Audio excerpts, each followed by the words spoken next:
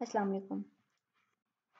तो बच्चों, जब से हमने इलेक्ट्रिक फ़ोर्स स्टार्ट की है तो हम लोग बार बार ये बात कर रहे हैं कि इलेक्ट्रिक फ़ोर्स जो है उसकी जो कैरेक्टरिस्टिक्स हैं वो ग्रेविटेशनल फ़ोर्स के साथ मिलते जुलते हैं। हमने देखा कि दोनों की फॉर्म भी सिमिलर है, दोनों इन्वर्स के लॉ को फॉलो करते हैं। तो फिर ये जो है वो नेसेसरी है कि हम दोनों का कंपैरिजन करें। तो अब हम इलेक्ट्रिक और ग्रेविटेशनल फोर्सेस का कंपैरिजन करेंगे और देखेंगे कि उनमें क्या सिमिलैरिटीज़ हैं और क्या डिफरेंसेस हैं। ठीक, तो अब आपने यूँ करना है कि आपने दो टेबल बना लेने हैं। यानी पहला टेबल जो है वो उसकी सिमिलैरिटीज़ को देखेगा और दूसरा टेबल जो है वो डिससिमिलैरिटीज़ को देखेगा। ठीक हो गया।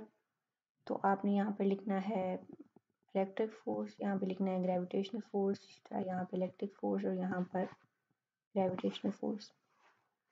तो पहली जो आपकी सिमिलैरिटी है वो ये है कि दोनों फोर्सेस यानी ग्रेविटेशनल भी और इलेक्ट्रिक फोर्स, दोनों फोर्सेस जो है ये कंजर्वेटिव हैं। कंजर्वेटिव फोर्स आपको याद होगा, ऐसी फोर्स को कहते हैं कि जिसकी जो फील्ड होती है, यानी जैसे जो ग्रेविटेशनल फील्ड है उसके अंदर अगर आपको एक जगह से दूसरी जगह जाना हो, एक पॉइंट से दूसरे पॉइंट पे जाना हो, तो ये होता है कि आप उसके लिए कोई भी पाथ फॉलो करो, सभी पाथ के लिए जो वर्क डन होता है वो सेम होता है। ठीक है, यानी अगर आपको यहाँ से पहाड़ पे जाना है तो चाहे आप एयरक्राफ्ट के ज़रिए जाओ, चाहे आप पहाड़ को चढ़ के जाओ और भी कोई तरीका इस्तेमाल करो, चेयर लिफ्ट का इस्तेमाल करो, तो आपका हर एक में जो वर्क डन होगा वो सेम होगा। अब वर्क डन हर एक सूरत में आप खुद पर्सनली नहीं कर रहे हो, वो मशीन कर रही है जो आपको लेके जा रही है, और एक में आप खुद भी कर रहे हो। लेकिन अगर सारे वर्क डन को हम देखें तो वो बराबर होगा। इसी तरह ये जो हमारी इलेक्ट्रिक फोर्स है इसके अंदर, यानी अगर आप किसी चार्ज की विसिनिटी में, किसी इलेक्ट्रिक फील्ड के अंदर अगर आप जो है वो एक पॉइंट से दूसरे पॉइंट पे जाते हैं और उसके लिए कोई भी पॉथ फॉलो करते हैं, तो होगा ये कि दोनों हर एक केस में आपका जो वर्क डन होगा एक जगह से दूसरी जगह जाने के लिए वो सेम होगा। सो पहले आपका जो सिमिलैरिटी है वो ये आ गई कि दोनों फोर्सेस जो हैं वो कंजर्वेटिव हैं। सो दोनों फोर्सेस जो हैं वो कंजर्वेटिव हैं। ठीक हो गया। फिर क्या है कि इलेक्ट्रिक फोर्स जो है उसको सिमिलर है ग्रेविटेशनल फोर्स के, यानी ये कि सिंपली यहाँ पर जो इलेक्ट्रिक फोर्स है उसमें चार्जेस की जगह ग्रेविटेशनल फोर्स में मैसेज आ जाते हैं। और दूसरा क्या है कि यहाँ पर जो कांस्टेंट है वो थोड़ा सा डिफरेंट है ग्रेविटेशनल कांस्टेंट से। तो आप यहाँ पे ये लिख सकते हो कि भाई इसको आप डिसिमिलैरिटी भी लिख सकते हो कि जो इलेक्ट्रिक फोर्स है वो चार्जेस पे बेस करती है और जो ग्रेविटेशनल फोर्स है वो मैसेज पे बेस करती है। ठीक है, तो हाँ, सिमिलैरिटी में ये हो सकता है कि आप कहो कि दोनों फोर्सेस जो हैं वो इन्वर्स स्क्वायर लॉ को फॉलो करती हैं। यानी जो हमारी इलेक्ट्रिक फोर्स है और ग्रेविटेशनल फोर्स है दोनों आर स्क्वायर के साथ इन्वर्स रिलेशन में हैं। सो दोनों जो है वो इन्वर्स स्क्वायर लॉ को फॉलो करती हैं, इन्वर्स स्क्वायर लॉ। तो ये वाली भी इन्वर्स स्क्वायर लॉ को फॉलो करती है।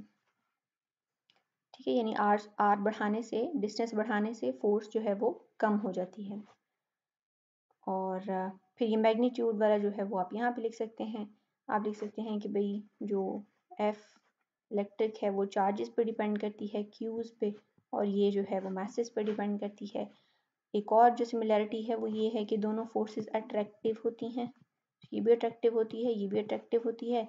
लेकिन आपको पता है कि जो आपकी ग्रेविटेशनल फोर्स है वो तो कभी भी रिपल्सिव नहीं होती। सो ये नेवर रिपल्सिव, जबकि ये रिपल्सिव होती है। तो ये सिमिलैरिटी है, इलेक्ट्रिक फोर्स तो रिपल्सिव होती है लेकिन ग्रेविटेशनल फोर्स कभी रिपल्सिव नहीं होती। और इनका जो कांस्टेंट है, ग्रेविटेशनल फोर्स का कांस्टेंट g और इलेक्ट्रिक फोर्स का कांस्टेंट k, ये दोनों कांस्टेंट जो है इनकी वैल्यू डिफरेंट है, वो वैल्यू आप लिख सकते हैं। तो ये भी एक डिसिमिलैरिटी है, इसका k कांस्टेंट है और इसका g कांस्टेंट है। k की वैल्यू आपको पता है 9 × 10⁻⁹ और g की वैल्यू जो है वो 6.67 क्रॉस 10⁻⁻11 है। तो g की वैल्यू तो बहुत कम है k के मुकाबले में, तो ये आप लिख सकते हो कि जी ग्रेविटेशनल कांस्टेंट जो है वो बहुत ही छोटा है as compare to electric constant. और इसके साथ ही अगर किसी फोर्स का कांस्टेंट बहुत छोटा हो तो ये होता है कि फोर्स जो है वो वीक होती है। तो जो ग्रेविटेशनल फोर्स है ये वीक है, जबकि जो आपकी इलेक्ट्रिक फोर्स है ये स्ट्रॉन्ग है एज कम्पेयर टू ग्रेविटी। सो यहाँ पे एक और डिफरेंस ये लिखा हुआ है कि जो आपकी इलेक्ट्रिक फोर्स है वो मीडियम डिपेंडेंट है, जबकि जो ग्रेविटेशन फोर्स है वो मीडियम डिपेंडेंट नहीं है। मीडियम डिपेंडेंट का क्या मतलब कि जो अगर आप मीडियम चेंज कर देते हो, तो हमने देखा था ना कि जब हम इलेक्ट्रिक फोर्स का मीडियम चेंज कर रहे थे चार्जेस के दरमियान, तो एक रिलेटिव परमिटिविटी आ रही थी, एक और कांस्टेंट आ रहा था हमारी इक्वेशन के अंदर। लेकिन जब हम ग्रेविटेशन फोर्स में हम ऐसा कुछ नहीं करते, मतलब ग्रेविटेशन फोर्स जो है वो उसको मीडियम से कोई फ़र्क नहीं पड़ता। ग्रेविटेशन फोर्स जो है वो पेनिट्रेट करती है मतलब पूरी यूनिवर्स में, और उसे उसे कोई फ़र्क नहीं कि उस वो किसी मतलब एयर में से गुजर रही है या वैक्यूम में से गुजर रही है। जो सन से हमारे पास ग्रेविटेशन फोर्स जो ज़मीन को सन के गिर्द रखती है ऑर्बिट में, वो ग्रेविटेशनल फोर्स जो है वो वैक्यूम से होके आ रही है। जो हमें फील होती है ज़मीन पर वो एयर में से है, तो कोई फ़र्क नहीं है। मतलब ग्रेविटेशनल फोर्स जो है वो मीडियम डिपेंडेंट नहीं है, उससे कोई फ़र्क नहीं पड़ता कि मीडियम क्या है, उसकी जो मैग्नीट्यूड है वो कम या ज़्यादा नहीं होता। जबकि जो इलेक्ट्रिक फोर्स है उसका मैग्नीट्यूड कम या ज़्यादा हो सकता है डिपेंडिंग ऑन कि आपका मीडियम जो है वो कौन सा है। और फिर ये कि हम सो आप लिख लेंगे कि जो डिसिमिलैरिटीज़ हैं उसमें ये मीडियम डिपेंडेंट है and this is not medium dependent. और फिर आप ये लिख दोगे कि जो आपकी इलेक्ट्रिक फोर्स है चूँकि वो मीडियम डिपेंडेंट है, तो आप उसको शील्ड कर सकते हो। शील्ड करने का मतलब ये कि आप उसका इफ़ेक्ट जो है वो ख़त्म कर सकते हो किसी जगह से। जैसे आपने देखा था कि आप किसी चार्ज बैलून के अंदर अगर आप सेंटर में कोई चीज़ रखते हैं तो वो इलेक्ट्रिक फोर्स महसूस नहीं करती है। ऊपर आपने एप्लीकेशंस में पढ़ा। तो इस तरह आपने क्या किया कि आपकी इलेक्ट्रिक फोर्स तो प्रेजेंट है, बट उसका जो उसका इफेक्ट है वो महसूस नहीं हो रहा। तो you can shield electric force, so this force can be shielded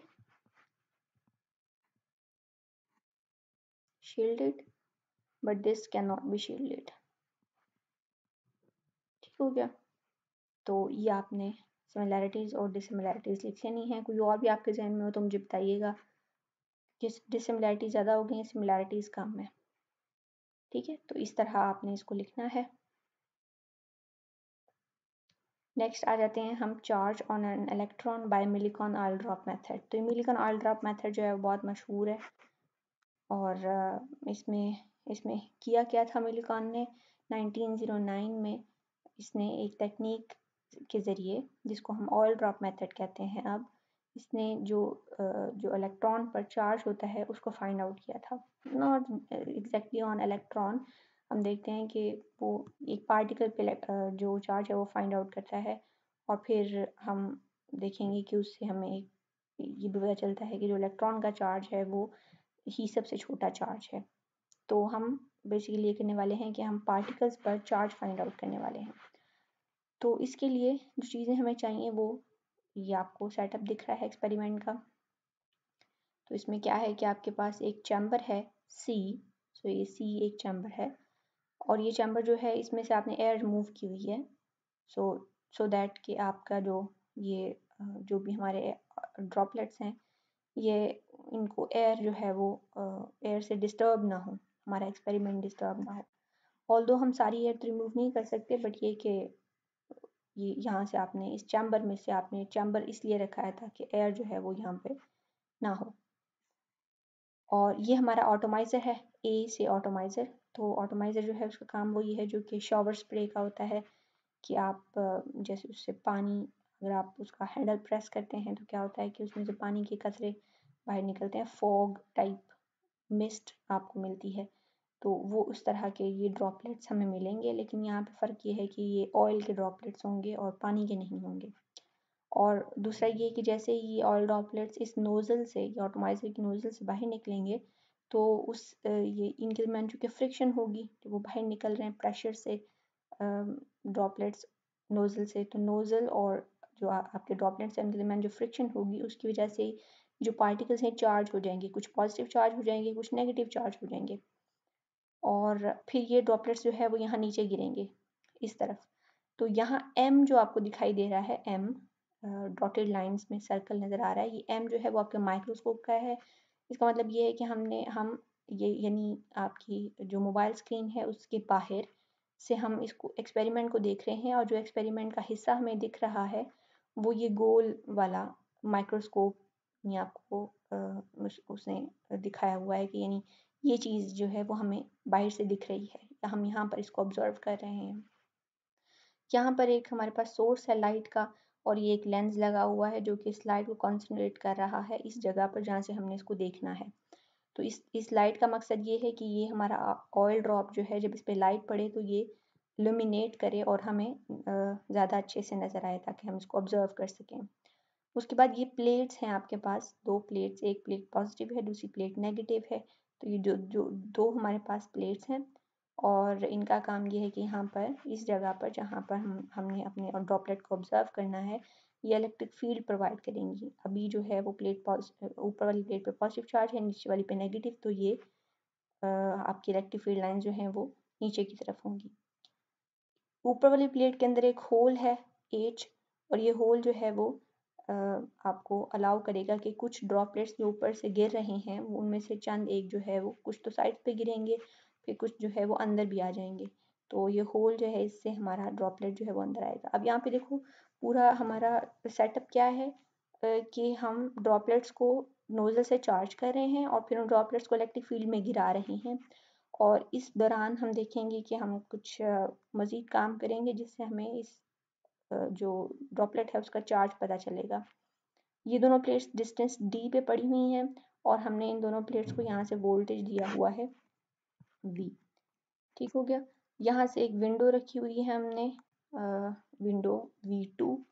तो यहाँ से प्रॉबली आपका माइक्रोस्कोप जो है वो उससे आप इसको देख रहे हो, या कोई और मकसद हो सकता है। ये विंडो 1 है जिससे लाइट आ रही है, ये विंडो 2 है जहाँ से आपका जो माइक्रोस्कोप है उसका व्यू जो है वो मिलेगा।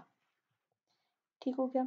तो अब हमारा एक्सपेरिमेंट ये है कि हम यहाँ से किसी एक ड्रॉपलेट को सिलेक्ट कर लेंगे और उस ड्रॉपलेट को ऑब्जर्व करेंगे, और वो ड्रॉपलेट जो है वो नीचे की तरफ गिरेगा। तो दो उसके ऊपर फोर्सेस लग रही होंगी जब वो ड्रॉपलेट जो है वो नीचे की तरफ गिर रहा है। तो ये एक पैरेलल प्लेट्स में पड़ा हुआ है जो दोनों चार्ज्ड है, और ड्रॉपलेट जो है इसके ऊपर ग्रेविटेशनल फोर्स लगी है Fg। ग्रेविटेशनल फोर्स जो है वो बराबर है इसके मास of the droplet times gravitational acceleration के, और दूसरी फोर्स इसके ऊपर लग रही है इलेक्ट्रिक फोर्स। इलेक्ट्रिक फोर्स जो है वो बराबर है Q टाइम्स E के, यानी जितनी ज़्यादा इलेक्ट्रिक फील्ड होगी उतनी ही ज़्यादा इलेक्ट्रिक फोर्स लगेगी ड्रॉपलेट पे। ठीक हो गया। तो और जाहिर है जितना ज़्यादा उसका चार्ज होगा उतनी ज़्यादा इलेक्ट्रिक फोर्स लगेगी।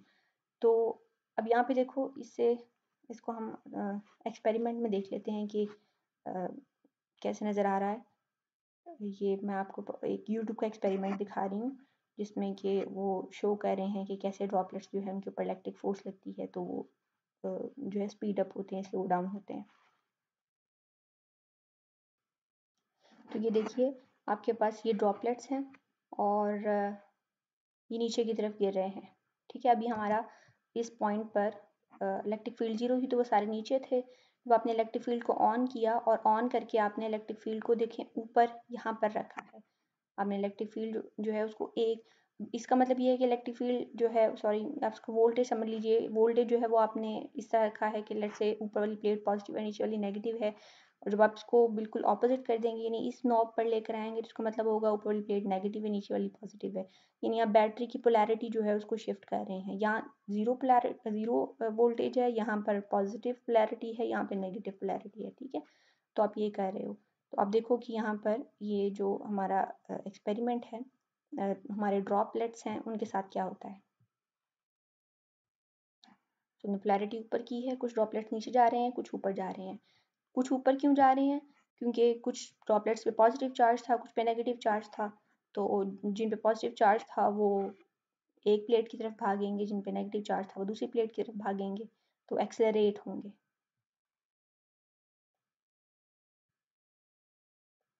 अब आपने जीरो पोलैरिटी कर दी, सारे ड्रॉपलेट्स नीचे आ रहे हैं।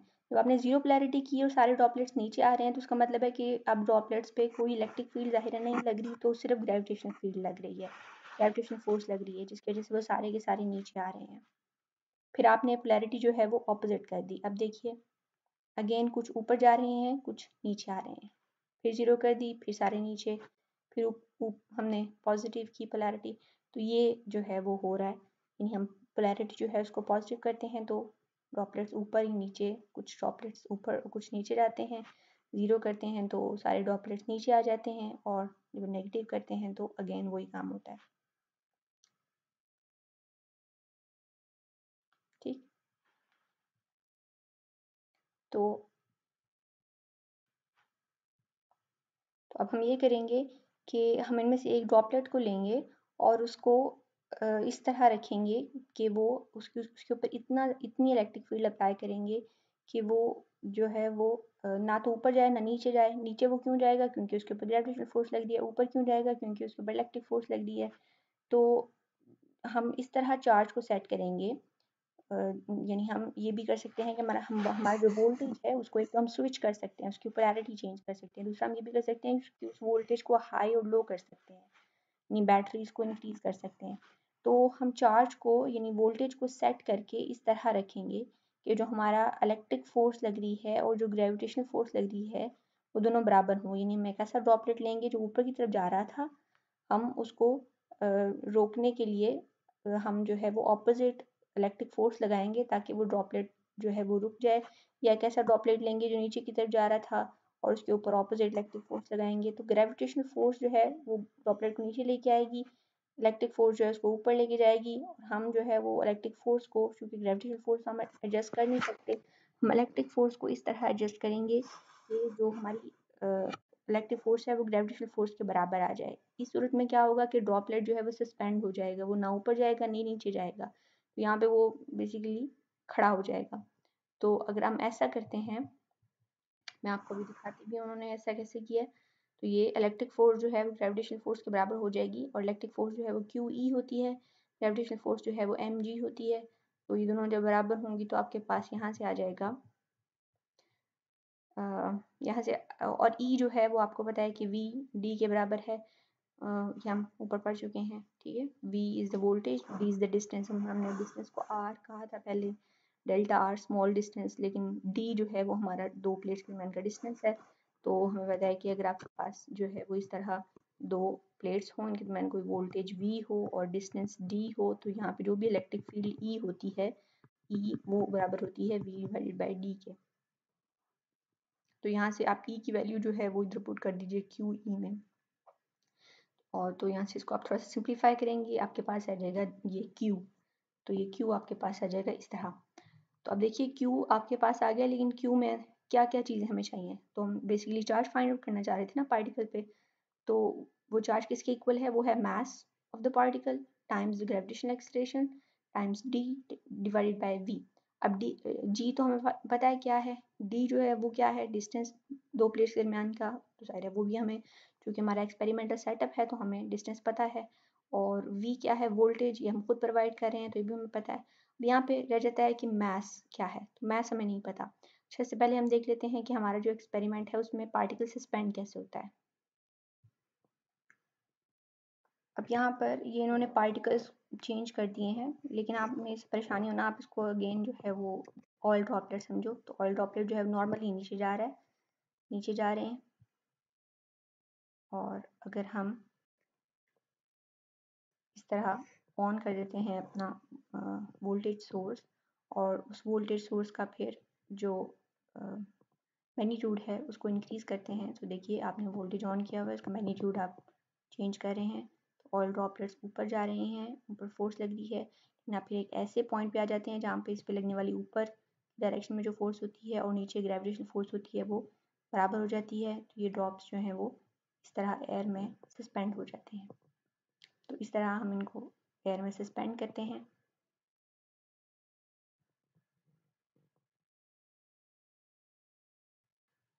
अब हमने देखा कि हमारे पास मास नहीं है पार्टिकल का, तो मास फाइंड आउट करने के लिए हम क्या करेंगे कि हम उस पार्टिकल को सस्पेंड करने की बजाय हम उसको अलाउ करेंगे कि वो ड्रॉप करे, और हम इलेक्ट्रिक फील्ड जो है उसको स्विच ऑफ कर देंगे। इलेक्ट्रिक फील्ड को स्विच करने से आपको पता चल रहा है ना कि क्या होगा।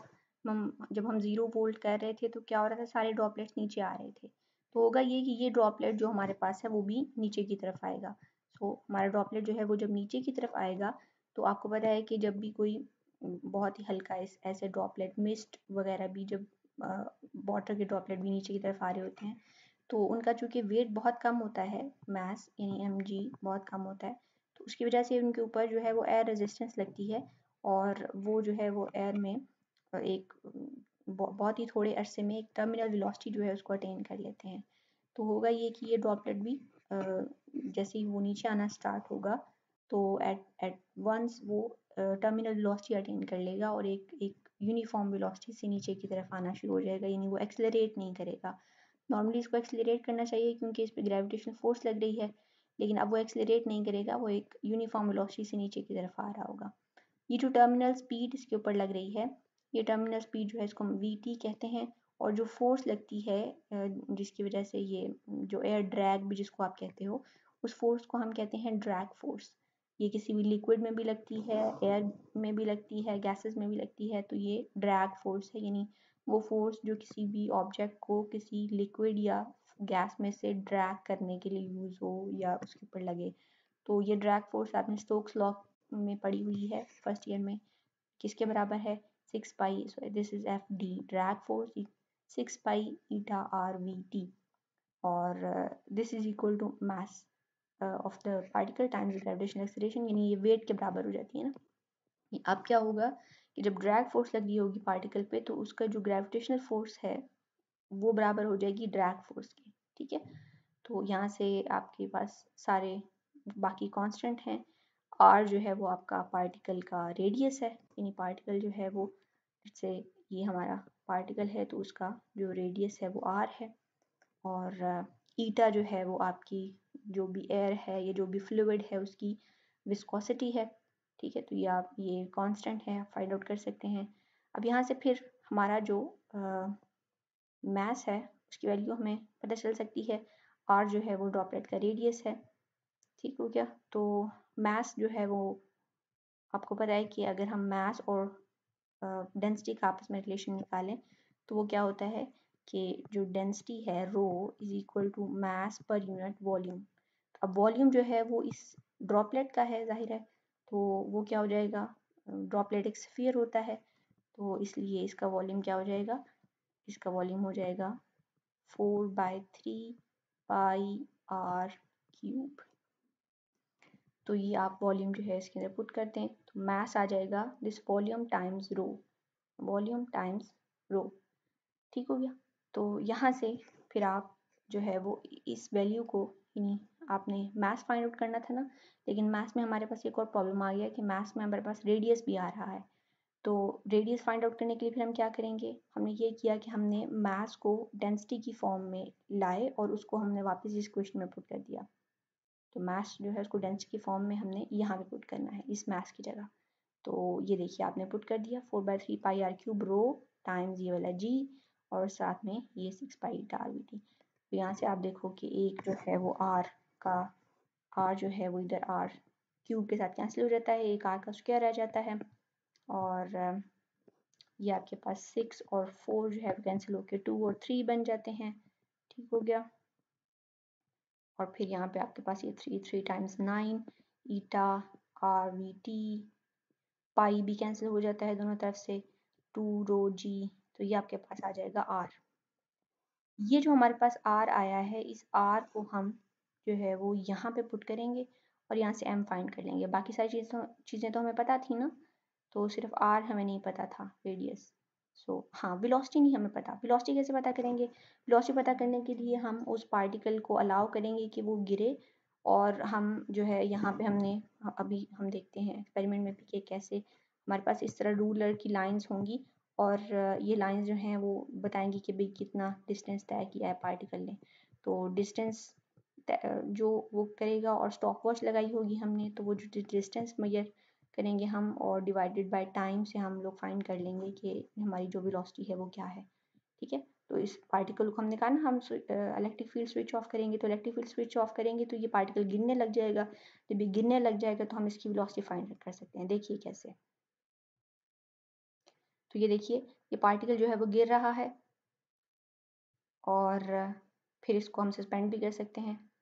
तो दोबारा ऊपर लेके गए और सो ये हमारे पास ये जो लाइंस हैं ये हमें बता रही हैं कि कितना डिस्टेंस कवर कर रहा है पार्टिकल।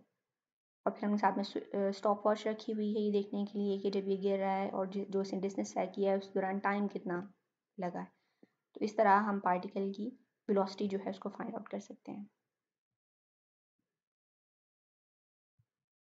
ठीक है, तो अब 3 हमारे पास इंपॉर्टेंट इक्वेशन है। इक्वेशन नंबर 1 ये जिसे हमने आर फाइंड आउट करना है। इक्वेशन नंबर 2 ये जिसे हमने एम फाइंड करना है आर की वैल्यू पुट करके। यहाँ से हमारे पास जो आर आएगा वो हमने यहाँ रख के तो एम की वैल्यू फाइंड करनी है। वी जो है वो हम फाइंड कर सकते हैं एक्सपेरिमेंट में और फिर उस एम को हम यहाँ रख के चार्ज मालूम कर लेंगे। ठीक हो गया, तो ये हमारा एक्सपेरिमेंट है।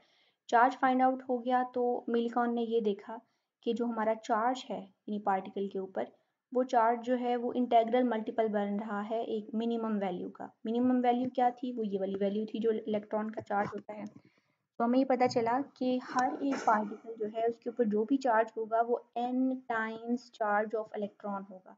यानी हमारा जो चार्ज होगा Q किसी भी पार्टिकल के ऊपर वो होगा n times E, where n is what, n is 1 2 3 so on, मतलब इंटेग्रल मल्टीपल।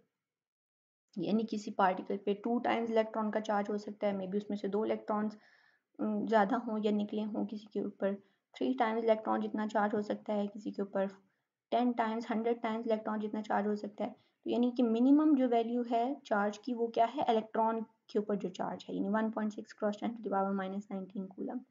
तो इसका मतलब है कि इलेक्ट्रॉन का चार्ज जो है वो फंडामेंटल है या वो सबसे लोवेस्ट वैल्यू इलेक्ट्रॉन के चार्ज की है, इससे छोटा चार्ज नहीं हो सकता। ठीक हो गया, बाकी सारे जो चार्ज होंगे वो इससे बड़े होंगे और इसके इंटेग्रल मल्टीपल होंगे। ठीक हो गया, तो इससे हमें ये पता चला कि चार्ज जो है वो क्वांटाइज्ड है या समझ लीजिए कि वो जो है वो चंक्स में आता है। उसकी कोई भी वैल्यू जो है वो मतलब हर एक वैल्यू पॉसिबल नहीं है। उसकी वैल्यूज़ क्या क्या हैं, उसकी वैल्यू n टाइम्स e है, यानी 1 टाइम्स 1.6, 2 टाइम्स 3 टाइम्स 100 टाइम्स, तो integral multiple of charge of electron है। ठीक हो गया, तो ये हो गया हमारा आज का टॉपिक। इसको आपने पढ़ना है और कोई क्वेश्चन हुआ तो मुझसे ग्रुप में पूछिए। अल्लाह हाफ़िज़।